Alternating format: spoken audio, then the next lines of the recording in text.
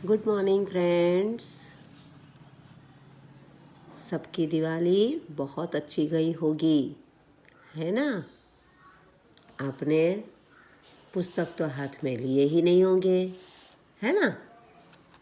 कोई बात नहीं, दिवाली है, अच्छी तरह से मनाई वही बहुत है। आपने फिर से आप सबको नए साल की शुभकामनाएं, यानी कि हैप्पी न्यू ईयर। आपको, आपके परिवार को, सबको मेरी तरफ से नया साल मुबारक। अब हम फिर से हमारे रफ्तार में चलेंगे। तो हमारा लेसन नंबर 12 कौन सा है, पता है आपको? कौन सा है लेसन? दुमदुमा गांव के बच्चे। लेसन के अंदर अभ्यास का प्रश्न 5 से हमारा स्वाध्याय बाकी है जो आज हम देखेंगे। तो अभ्यास के प्रश्न 5 कहानी है।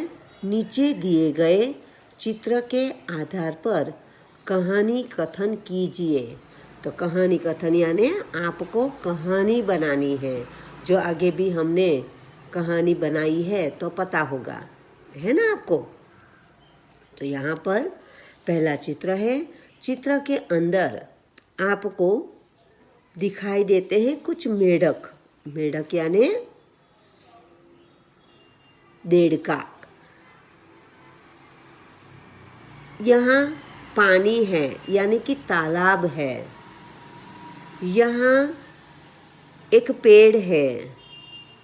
पेड़ के नीचे एक बिल, बिल यानी दर, और इसके अंदर एक सांप है, वह दिखाई देता है ना। तो यहाँ से कहानी आपको शुरू करनी है। कैसे करोगे? तो एक तालाब था। तालाब के किनारे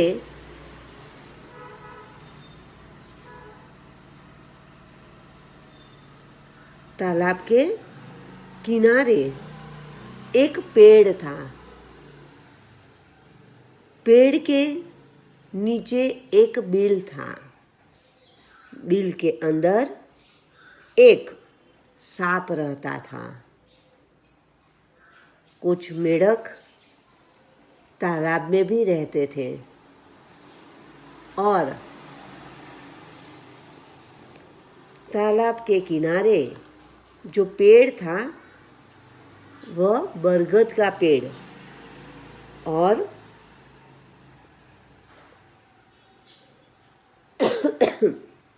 उसके नीचे बिल के अंदर जो सांप रहता था वह सांप हर रोज किसी न किसी एक मेढक को खा जाता था।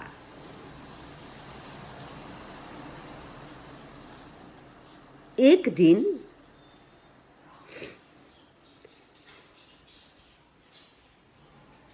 परेशान हुए मेढकों ने सभा बुलाई, यानी कि सब इकट्ठे हो गए और उन्होंने तय किया कि इस जो सांप एक एक मेढक को खा जाता है उससे छुटकारा कैसे पाए। फिर सभी मेढकों ने एक युक्ति रची और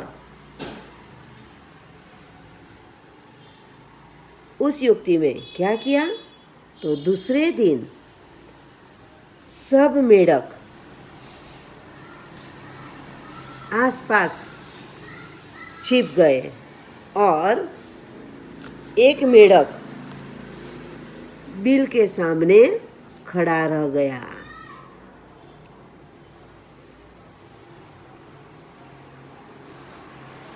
तब जो बाकी के सब मेढक छिप गए थे, तो जैसे ही सांप अपने बिल में से बाहर आया तो सभी सांप ने उसे पकड़ लिया। यानी कि जैसे ही सांप जो उसके बिल के सामने बैठे मेढक को पकड़ने गया, वैसे ही सभी जो छिपे हुए मेढक थे उन्होंने सांप को पकड़ लिया। फिर सांप को पकड़कर खींचने लगे। यानी कि जब एक इंसान के सामने परेशानी हो तो वह अकेला कुछ नहीं कर सकता। यहाँ पर सांप अकेला है और इसीलिए मेढक बहुत सारे हैं और वह साथ में उसके ऊपर टूट पड़े। इसीलिए यहाँ सांप कुछ नहीं कर सकता। तो जो छिपे हुए मेढक थे वह सब ने सांप को पकड़ लिया और सब सांप को खींचने लगे और तब सांप घबरा गया।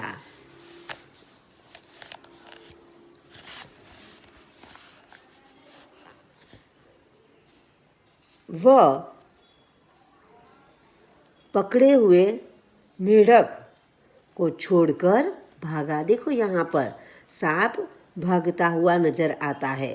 तो जिस मेढकों ने उन्हें पकड़ा था तो उस मेढकों के चुंगल से बचकर वह भागने लगता है और बिल में चला जाता है। देखो अंत के चित्र में आप देख सकते हो कि बिल में सांप जा रहा है और बिल के अंदर वह घुस गया।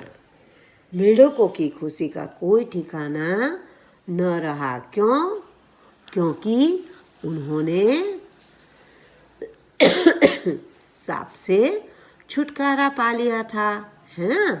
और अब वह सभी मेढक तालाब में घूमने फिरने लगने वाले थे और सांप अब अपने बिल में घुस गया, जो कभी वापस बाहर आया नहीं। यानी कि उसने बाहर आने की हिम्मत नहीं की। तो यहाँ हमें सीख क्या मिलेगी? तो सीख मिलेगी संगठन में भी ताकत होती है, शक्ति होती है। जहाँ पर भी जो संगठन होता है वहाँ किसी का भी अकेले का कुछ हो सकता नहीं है।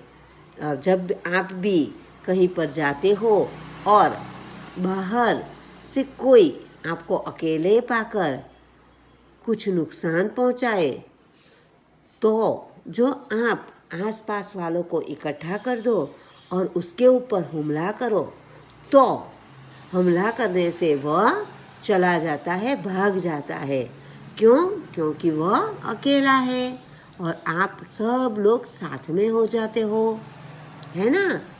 तो यहाँ पर भी इस मेढकों ने संगठन बना दिया और संगठन में शक्ति होती है, बराबर। तो यहाँ इसका शीर्षक आप क्या दोगे? शीर्षक क्या दोगे? मेढक और सांप। और सीख क्या मिली आपको? संगठन में शक्ति होती है, बराबर। तो ये कहानी आपको लिखनी है, ओके। तो अच्छे अक्षर से, क्योंकि दिवाली का वैकेशन गया है, वैकेशन में आप लोगों ने कुछ नहीं किया है तो लिखने में बहुत कंटाला आता होगा। तो कंटाला यानी कि आलस आपको छोड़नी है और फिर से हमारे रफ्तार पर चलना है। तो आप अच्छे अक्षर से, सही मात्रा से आप अपना ये कार्य पूरा करोगे, बराबर। आप लोगों ने आपका रिज़ल्ट भी देखा होगा। रिज़ल्ट के अंदर जिनके भी मार्क्स कम आए हैं वो परीक्षा में, यानी कि अब आगे जो परीक्षा आएगी उसमें थोड़ी और मेहनत करेंगे और ज़्यादा मार्क्स लाने की कोशिश करेंगे, बराबर।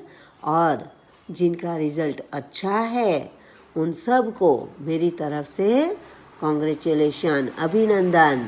इसी तरह से आप मेहनत करते रहो तो आपके मार्क्स अच्छे आएंगे, बराबर।